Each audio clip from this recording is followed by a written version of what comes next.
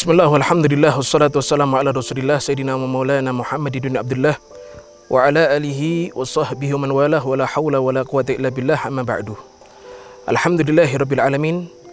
Pemirsa Kubah Hijau yang dimuliakan Allah subhanahu wa ta'ala, termasuk salah satu daripada pondasi agama Islam yaitu adalah al-wara'. Apa itu al-wara'? Al-wara' yaitu adalah sifat yang dimiliki oleh orang yang beriman, yang mana sifat tersebut menjauhi perkara-perkara yang syubhat, perkara-perkara yang belum jelas mana yang mana haram atau tidak, lebih-lebih menjauhi daripada perkara yang sudah jelas haram. Itu adalah sifat al-wara'. Nabi SAW beliau bersabda, khairu dinikum al-wara', sebaik-baik daripada pondasi agama kalian yaitu adalah sifat wara', kata Rasulullah SAW. Ikhwan yang dimuliakan Allah subhanahu wa ta'ala, sungguh yang namanya menjaga makanan yang haram tidak masuk ke dalam perut kita, ini adalah penyebab Allah subhanahu wa ta'ala akan menjadikan amal ibadah kita diterima oleh Allah subhanahu wa ta'ala. Dan sebaliknya juga, seseorang kalau dia tidak memperdulikan makanan yang masuk ke dalam perutnya apakah halal atau haram, dia tidak peduli, maka jelas amal ibadah tidak akan diterima oleh Allah, dan doa-doa yang dipanjatkan kepada Allah subhanahu wa ta'ala tidak akan diterima pula oleh Allah subhanahu wa ta'ala. Kita mengenal daripada Al-Imam Asy-Syafi'i, seorang ulama yang besar, seorang yang alim, seorang yang soleh, yang betul-betul Allah ta'ala tampakkan manfaat daripada ilmu beliau sampai pada zaman kita ini, Al-Imam Asy-Syafi'i radhiyallahu anhu. Tahukah kita, Al-Imam Asy-Syafi'i beliau bisa menjadi orang yang alim, beliau bisa menjadi orang yang soleh, beliau bisa menjadi seorang imam yang besar. Itu diantara lain penyebabnya adalah kedua orang tua Imam Syafi'i adalah benar-benar orang yang punya sifat wara', menjaga makanan semenjak kecil, menjaga minuman semenjak kecil. Bahkan Al-Imam Asy-Syafi'i setelah dilahirkan, ibunya tidak akan memberikan kepada seorang perempuan yang belum jelas asal-usulnya, karena khawatir bayi daripada Imam Syafi'i disusui oleh seorang perempuan yang pernah makan daripada makanan yang subhat. Ayah Al-Imam Asy-Syafi'i yang bernama Idris, beliau sebelum menikah dengan ibu Al-Imam Asy-Syafi'i, Idris adalah seorang pemuda yang soleh. Dikatakan tatkala Idris ayah daripada Imam Syafi'i, beliau dalam keadaan sedang lapar, tidak memiliki harta untuk membeli makanan, maka ketika itu Idris dia duduk ada di samping daripada sungai yang ketika itu deras airnya. Maka ketika beliau sedang duduk ada di samping sungai tersebut, terbawa dengan arus sungai satu buah daripada buah delima. Maka ketika itu Idris dia tidak panjang lebar untuk memikir, karena dia dalam keadaan sangat lapar. Dia ambil itu buah delima, kemudian dia ambil sama dia, dimakan sama Idris sampai habis. Maka setelah Idris memakan daripada buah delima tersebut, dia baru sadar. Dia sadar ketika itu, ini buah siapa? Saya memakan makanan yang bukan hak saya, kata Idris ketika itu. Maka ketika itu dia tobat kepada Allah subhanahu wa ta'ala, dan dia telusuri daripada arus sungai tersebut, dicari daripada pemilik daripada buah delima tersebut. Maka subhanallah ikhwan yang dimuliakan Allah, ketika Idris dia menyusuri daripada anak sungai, dia menemukan ada satu rumah, yang halaman rumah tersebut terdapat pohon delima, yang salah satu daripada ranting pohon delima itu sampai keluar daripada pagar rumah, ada di atas daripada sungai. Dan Idris dia beranggapan bahwasanya delima jatuh daripada pohon ini. Maka ketika itu ikhwan yang dimuliakan Allah, Idris dia memberanikan diri untuk masuk ke dalam rumah tersebut. Dia ketuk itu pintu rumah, maka setelah dibuka sama pemilik rumah, maka ketika itu Idris dia melontarkan kalimat maaf, meminta ridho daripada buah delima yang telah dia makan tanpa dia sadari, tanpa seizin daripada pemiliknya. Maka setelah orang tersebut mengetahui bahwasanya seorang pemuda tersebut adalah meminta ridho, meminta ikhlasnya atas buah delima yang jatuh ada di sungai, maka ketika itu seorang pemilik rumah tersebut dia kagum dengan akhlak daripada seorang pemuda yang dia mau tanggung jawab.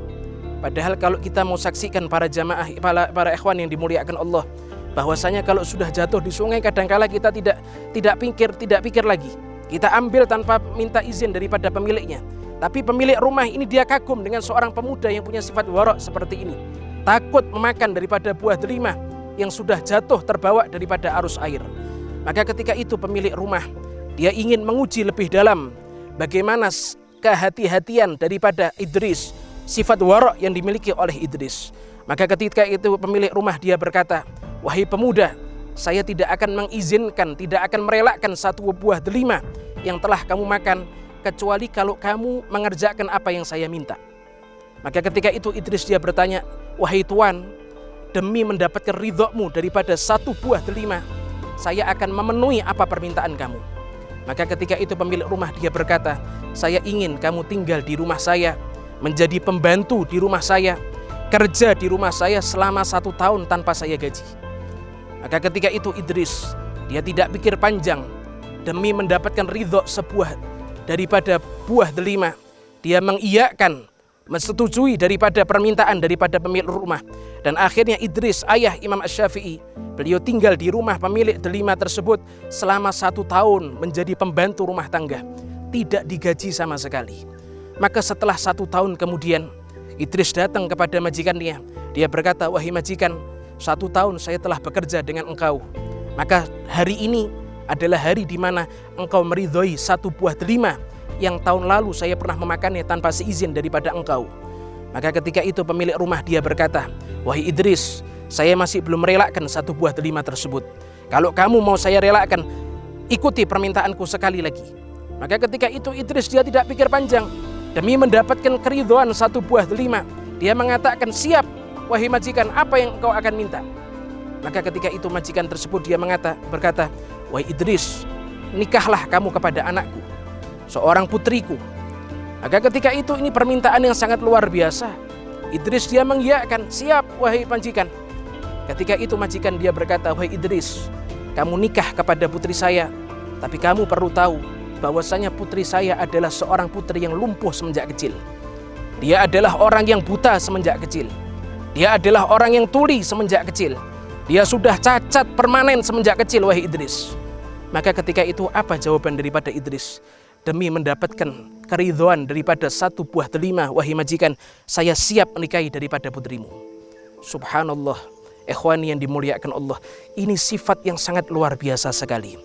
Maka setelah beberapa saat daripada kejadian tersebut, diselenggarakan pernikahan daripada Idris, ayah Imam Syafi'i, dengan seorang putri daripada majikan, pemilik daripada buah delima, yang punya sifat lumpuh, buta, tuli, cacat permanen semenjak kecil. Maka setelah akad nikah selesai, Idris dipersilahkan masuk ke dalam kamar kemanten. Maka setelah masuk itu Idris ke dalam kamar kemanten, dia saksikan di dalam kamar ternyata terdapat seorang putri yang cantik, yang jelita, yang dia bisa berdiri, dia bisa berbicara, dia bisa melihat. Maka ketika itu Idris dia kaget dan dia keluar menghampiri daripada majikannya tersebut. Wahai majikan, anakmu adalah anak yang buta, akan tetapi saya dapatkan di dalam kamar anakmu bukan orang yang buta. Kamu katakan anakmu adalah orang yang lumpuh, ternyata saya dapatkan anakmu juga tidak lumpuh dan juga tidak tuli.